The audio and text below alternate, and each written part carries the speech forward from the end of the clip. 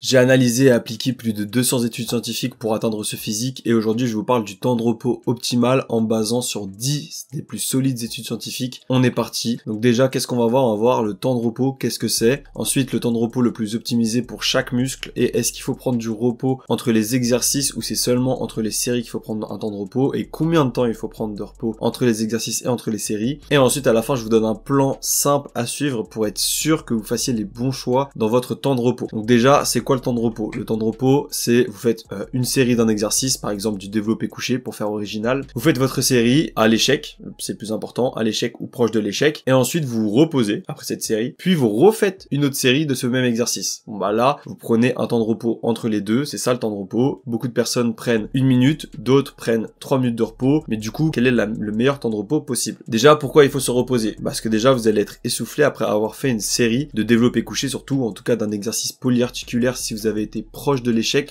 vous allez clairement être essoufflé. Et si vous êtes essoufflé et que vous reprenez directement une nouvelle série, c'est pas votre muscle qui sera à l'échec, mais c'est votre système cardiovasculaire. Et le problème avec ça, c'est que du coup, vous n'allez pas faire le maximum de muscles possible parce que nous, ce qu'on veut, c'est amener notre muscle à l'échec total et pas notre système cardiovasculaire. Le but, c'est de faire plus de muscles. Aussi, un élément très important, c'est votre muscle va perdre son énergie, son ATP, ça s'appelle. Je vais pas rentrer dans les détails, mais en gros, il y a une certaine jauge d'énergie dans vos muscles et une fois que vous avez épuisé cette jauge en allant à l'échec pendant une série, bon bah là vous allez devoir vous reposer pour recharger vos niveaux d'ATP, donc votre niveau d'énergie dans vos muscles. Donc on va parler d'une méta-analyse qui en gros additionne tous les résultats de toutes ces études qui sont réalisées directement sur des participants et qui donne un résultat global de toutes ces études. Donc là cette méta-analyse date d'août 2024, elle a été réalisée par Singer et ses collègues et qu'est-ce qu'elle nous dit? Déjà elle résume 9 études comme je vous ai dit et elle nous dit qu'en fait il semblerait que déjà prendre un temps de repos de plus d'1 minute soit beaucoup plus intéressant qu'un temps de repos de moins d'1 minute. Jusque là, c'est pas choquant, donc vous reposez pas moins d'1 minute entre vos séries. Ce qu'ils disent aussi, c'est qu'il ne semblerait pas y avoir de bénéfice à se reposer plus d'1 minute 30 entre les séries. Bon là, on va voir un peu plus en détail qu'est-ce qu'ils veulent dire par là et pourquoi je ne suis pas d'accord avec ça. Quels sont vraiment les bons temps de repos optimaux? Déjà, les études utilisées dans cette méta-analyse sont des études avec un volume équivalent. C'est quoi un volume équivalent? Déjà, qu'est-ce que le volume?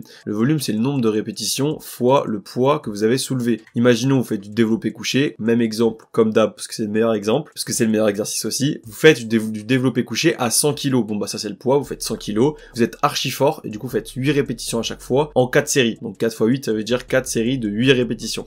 Donc ça vous fait un volume total de 4 x 8, parce que ça c'est le nombre de répétitions. 4 x 8, 32. Vous avez fait 32 répétitions à 100 kg, ça vous fait 3200 kg. Donc votre volume sur vos 4 séries de développé couché, ça fait 3200 kg au total. Stylé, ça fait beaucoup. Donc maintenant, qu'est-ce que ça veut dire un volume équivalent? Ça veut dire que les scientifiques ont pris des études où il y avait toujours un groupe qui prenait plus de repos et un groupe qui prenait moins de repos, mais ces deux groupes faisaient autant de répétitions avec le même poids à chaque fois. Donc par exemple, le groupe 1 faisait 8 répétitions à 100 kg au développé couché, se reposait 3 minutes et refaisait 8 répétitions à 100 kg parce qu'il était méga reposé vu qu'il s'est reposé 3 minutes. Comme d'hab, c'est à l'échec musculaire tout le temps. Si un groupe prend 3 minutes de repos, forcément il va réussir à refaire 8 répétitions. Donc ce volume total, ce sera 8 plus 8, 16 répétitions, fois 100 kg, ça fait 1600 kg. Donc là, il aura un volume de 1600 kg ce groupe-là. Par contre, le deuxième groupe qui prend moins de temps de repos, et bah qu'est-ce qu'il va faire? Il va faire pareil, la première série, il va faire 100 kg en 8 reps. Par contre, il va se reposer que 1 minute, donc il va être encore fatigué, ses muscles vont pas totalement être régénérés, et donc il pourra seulement faire 5 reps à 100 kg à sa deuxième série. Donc là, il y a un problème parce que ça fait 1300 kg au total, et 1300 kg, c'est différent de 1600 kg, j'espère que vous l'avez remarqué. Donc les deux groupes n'ont pas un volume équivalent. Comment faire pour qu'ils aient un volume équivalent? Il faut rajouter une série au groupe qui n'a pas eu assez de volume. Donc là, c'est le groupe qui s'est pas assez reposé. Du coup, il a pu faire que 5 répétitions avec les 100 kg. Donc il se repose 1 minute et refait une série de développé couché et fait 3 reps pour atteindre 8 plus 5 plus 3, donc 16 répétitions comme le groupe d'avant qui faisait 3 minutes. Ça fait 1600 kg au total. Donc là, on est bon. J'ai spoil de fou. Donc là, on est bon. Il y a un volume équivalent. Donc c'est exactement comme ça qu'ont été réalisées chacune des études qu'ils ont pris. Donc c'était pas forcément 3 et 1 minute, c'était des fois 2 et 1 minute, des fois c'était 2 et 30 secondes, des fois c'était 4 et 2 minutes par exemple. Bref, le plus important c'est que vous compreniez qu'ils avaient toujours un volume équivalent les groupes. Vous allez voir, c'est hyper important. Donc ça c'est le forest plot, c'est ce que les scientifiques ont donné avec la méta-analyse. Ça permet de savoir pour chaque temps de repos quelle est la prise de muscle. Ces points noirs là sont à droite, mieux c'est. Donc là on voit que pour 1 à 2 minutes, il semblerait que ce soit vraiment le plus optimal pour une prise de muscle à volume équivalent.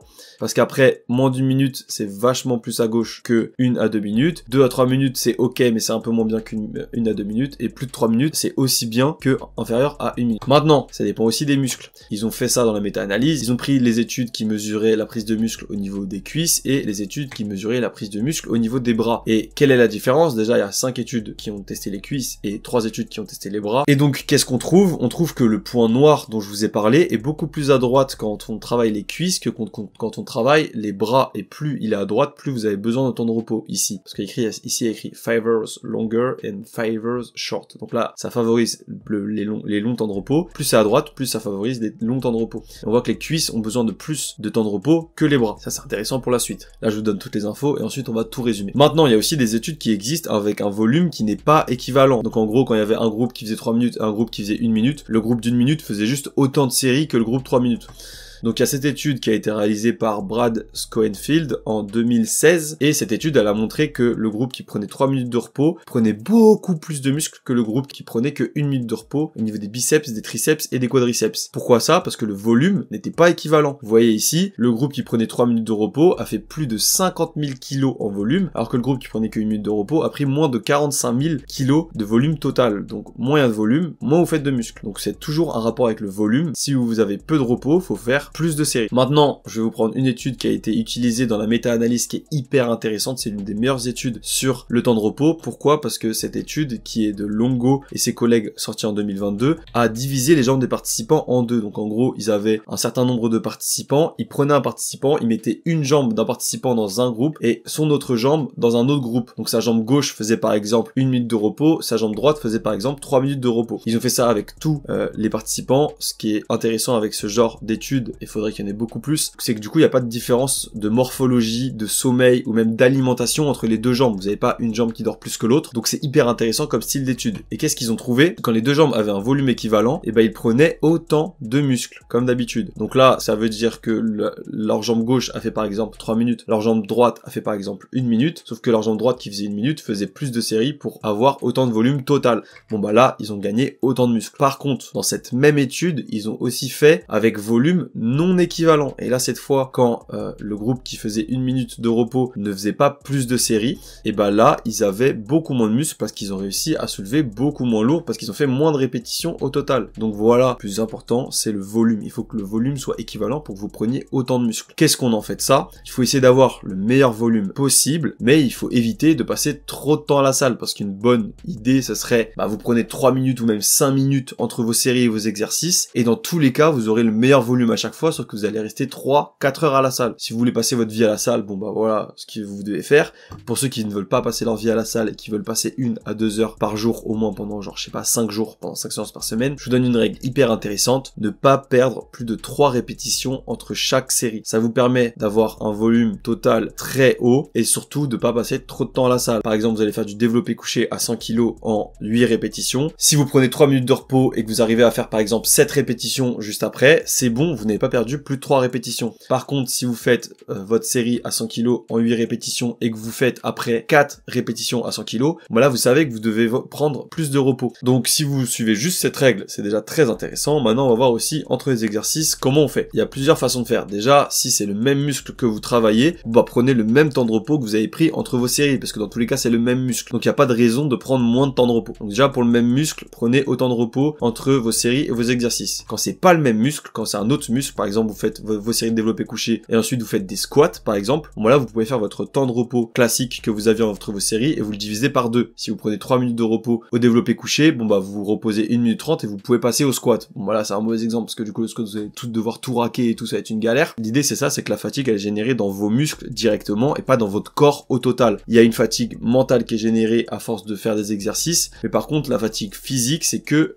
isolée dans vos muscles. Donc si vous faites les pectoraux, c'est vos pectoraux qui vont être fatigués, vous pouvez direct reprendre sur les jambes. Mais bon, du coup, comme je vous ai dit juste avant, le système cardiovasculaire joue un rôle aussi, donc il faut essayer de reprendre sa respiration avant d'enchaîner sur un autre exercice d'un autre muscle. Et il y a un autre facteur à prendre en compte, c'est si vous faites un muscle opposé. Donc si vous faites du développé couché et qu'ensuite vous allez faire du rowing, donc du tirage pour le dos, c'est des muscles opposés, les pecs et le dos. Donc là, vous n'avez pas besoin d'attendre énormément, vous pouvez juste reprendre rapidement votre souffle et direct enchaîner avec votre nouvel exercice. Il y a quelque chose qui s'appelle les supersets dont je parlerai sur cette chaîne, où quand vous enchaînez deux muscles opposé, le deuxième exercice, vu que c'est le muscle opposé, vous allez réussir à faire plus de répétitions grâce à la coactivation musculaire. J'en parlerai dans une prochaine vidéo. Donc voilà les règles à suivre pour le temps de repos entre les exercices. Maintenant, je vous avais parlé d'un plan simple à suivre, c'est celui-là. Faites 1 minute 30 pour les petits exercices comme le curl ou les élévations latérales, parce que du coup, ça va pas trop vous épuiser cardiovasculairement parlant et même mentalement. Vos muscles vont rapidement se régénérer parce que c'est un seul muscle qui va travailler ou peut-être deux, pas plus. 3 minutes pour les gros exercices comme le développé couché ou le squat. Donc des exercices polyarticulaires qui travaillent plusieurs muscles. Vous avez besoin de plus de repos pour que tous les muscles se régénèrent et pour reprendre votre respiration, etc. et même votre fatigue mentale qu'elle se régénère. Ensuite, on reste sur la règle qu'on a vue juste avant. Si vous perdez plus de 3 répétitions, vous augmentez le temps de repos. Donc si vous faites 10 répétitions au curl et qu'ensuite vous reposez 1 minute 30 et vous faites que 6 répétitions, bon bah là, la prochaine, vous reposez 2 minutes. Comme ça, vous évitez de perdre 3 répétitions, vous avez toujours un volume assez élevé pour un temps à la salle assez bas. Et inversement, si vous ne perdez pas de répétitions, ça peut être intéressant de réduire le temps de repos si vous voulez réduire vos temps de séance. Parce que du coup, si vous n'avez pas perdu de répétitions entre les deux, en sachant qu'on parle toujours d'aller à l'échec musculaire, ou en tout cas très proche de l'échec, si vous ne perdez pas de reps, c'est peut-être que vous êtes trop reposé. Donc il faudrait trouver pile le temps de repos efficace pour perdre par exemple une rep ou 0,5 reps. Ce serait vraiment parfait pour une prise de muscle optimale. Vous aurez énormément de volume pour un temps à la salle qui est très bien géré. Donc voilà pour le temps de repos. J'espère que c'était intéressant et que ça vous a plu. J'espère que ce format vous plaît aussi. N'hésitez pas à me le dire dans les commentaires. Dernière semaine pour profiter de la promo du Black Friday. Il reste plus que 35 programmes disponibles en bio qui sont basés sur plus de 175 études scientifiques qui vont permettre d'avoir des résultats impressionnants. Donc si vous voulez checker les programmes, c'est en bio. Je vous dis à la prochaine pour de nouvelles vidéos YouTube. Ciao.